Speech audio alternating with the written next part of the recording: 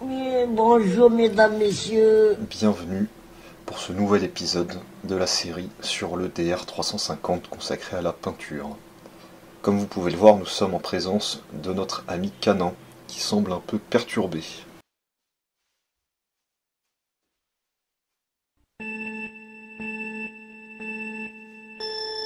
Ça va mieux.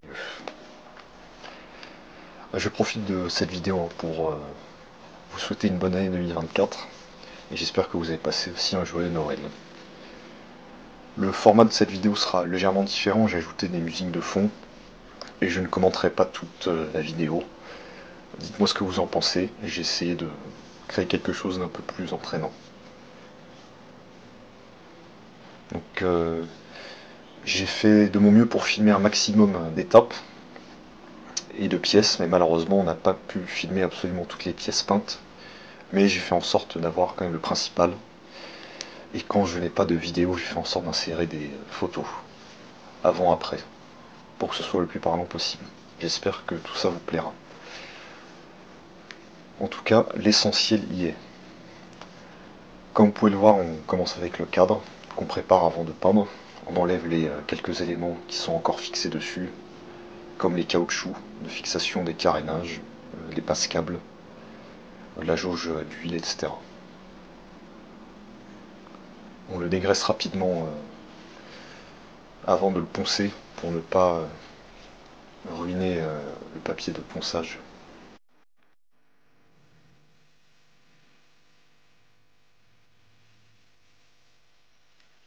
C'était la partie la plus longue à peindre, le cadre, car il y a beaucoup de surface à poncer, à préparer. Et il faut que tout soit poncé et dégraissé au maximum pour que la peinture accroche du mieux possible. Donc je vous ai mis tout ça en accéléré. C'est pas la partie la plus intéressante de la préparation, mais ça vous permet de voir toutes les étapes. Et voilà le résultat. One eternity later. Du cadre préparé avant la peinture.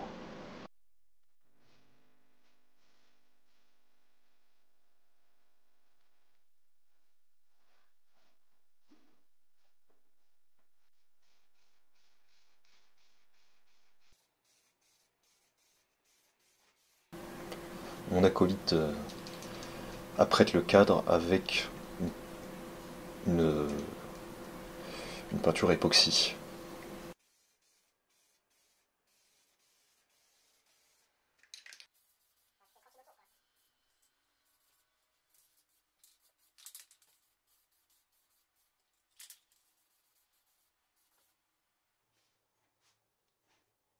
Et voici le cadre apprêté. Après une première couche, il y en aura une seconde. Pour couvrir les endroits où il manque un peu d'après, ou là où ça n'a pas bien pris.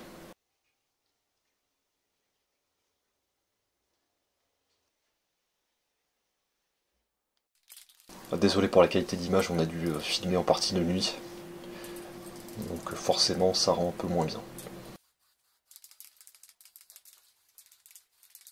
Ici vous pouvez voir qu'on applique la couleur, à savoir un noir métallisé, brillant. A few moments later. Wow!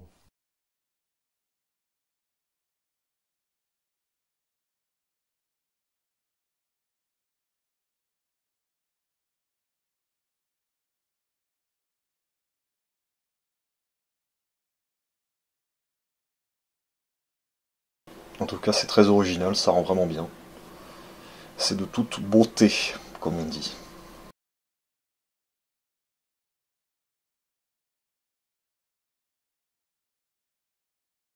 D'autres couches seront appliquées, là c'est la première couche seulement.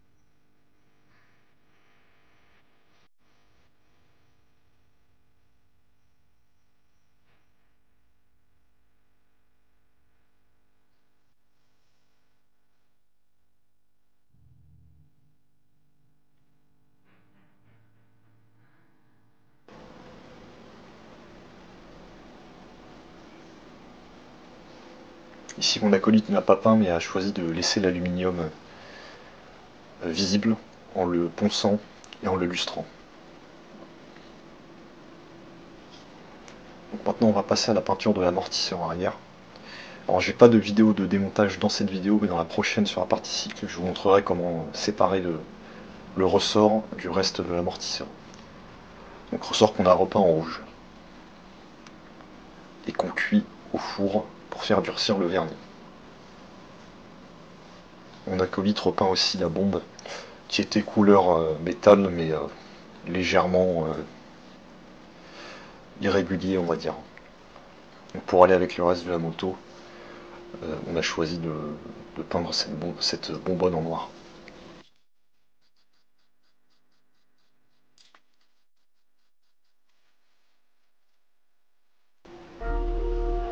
Maintenant on passe à la fourche à l'avant, que mon acolyte mastique légèrement, étant donné qu'elle a quelques rayures un peu profondes au niveau du bas, ce qui est normal, c'est là où les graviers de la route viennent frotter sur la fourche. Donc il la prépare avant de l'apprêter et de la peindre.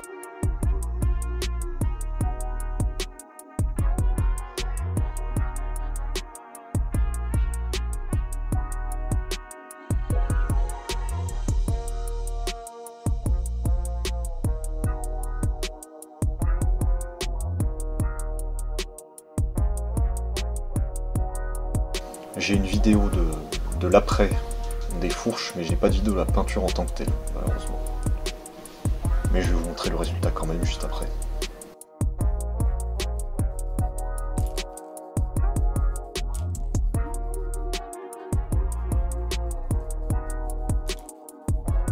Tous ces éléments de peinture ont pris entre 3 semaines et 1 mois à se faire, donc les prises de vue ont été faites à des moments différents.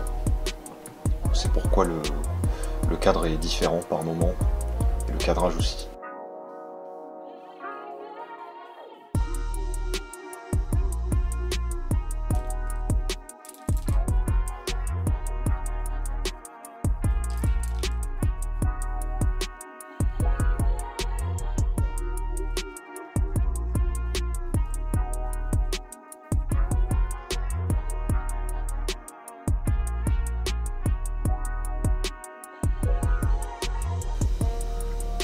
Et voilà le résultat après la peinture.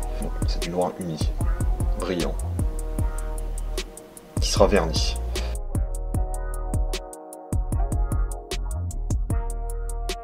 Maintenant on va passer à la peinture des étriers de frein.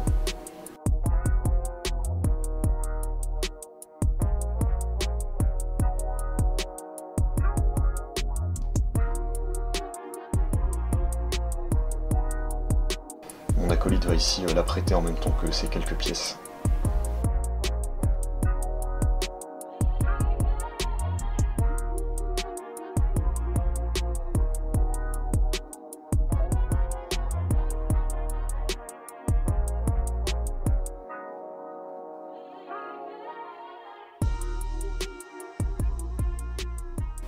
Je n'ai pas de vidéo du processus en entier, mais j'ai quand même quelques prises de vue qui vous permettront de voir le processus, pour l'avant et pour l'arrière. Donc ici, vous pouvez voir l'étrier arrière, avant d'être peint.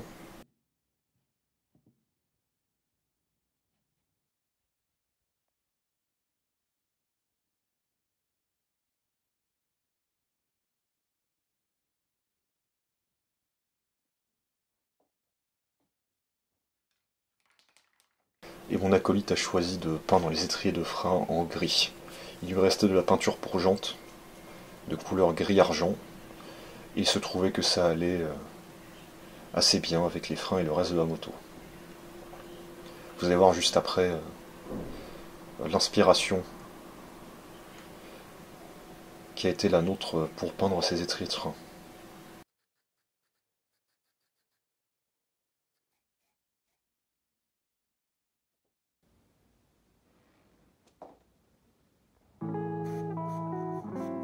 Donc ici mon acolyte écrit ou repasse les lettres du Nissin en rouge en aspergeant de la peinture en bombe dans le bouchon, ou dans un contenant, peu importe, pour pouvoir l'appliquer au pinceau, comme il le fait juste ici.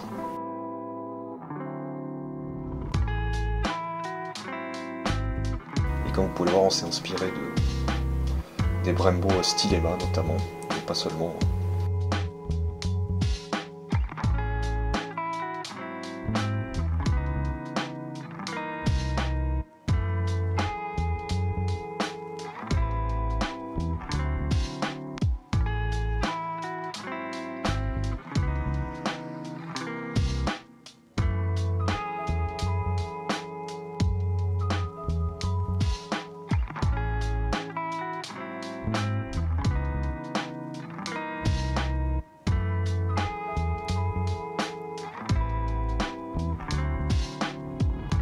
Et même chose pour l'avant.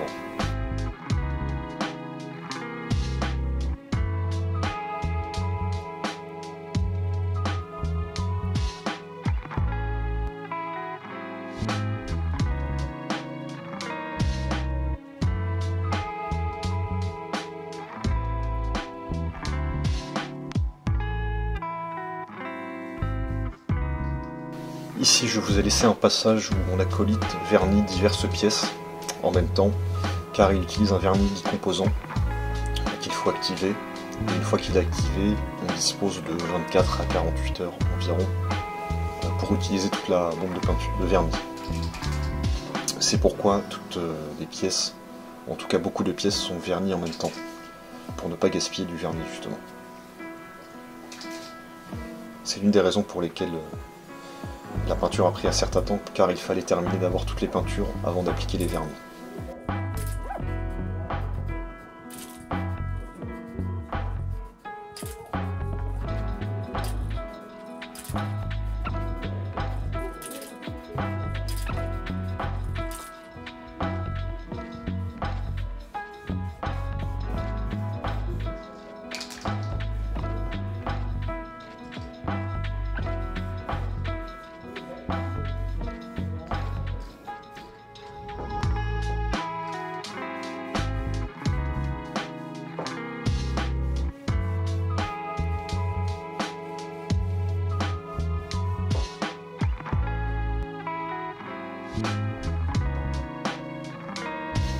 Maintenant, on va passer à la partie un peu plus passionnante, qui est la peinture des plastiques.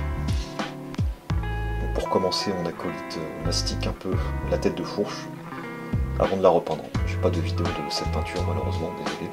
Mais voilà le résultat, après peinture.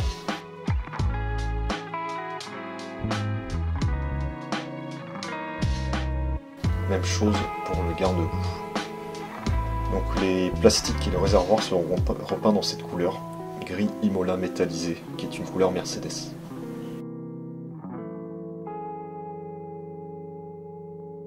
Je pense que la vidéo se suffit à elle-même, donc je vous laisse avec les images.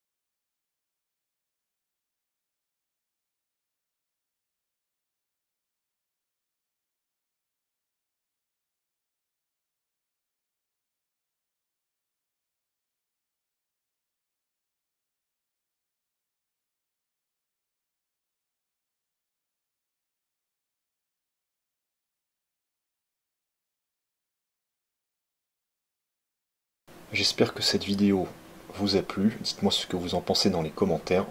Je vous laisse avec les dernières images des peintures, et je vous dis à la prochaine pour une vidéo sur la partie cycle.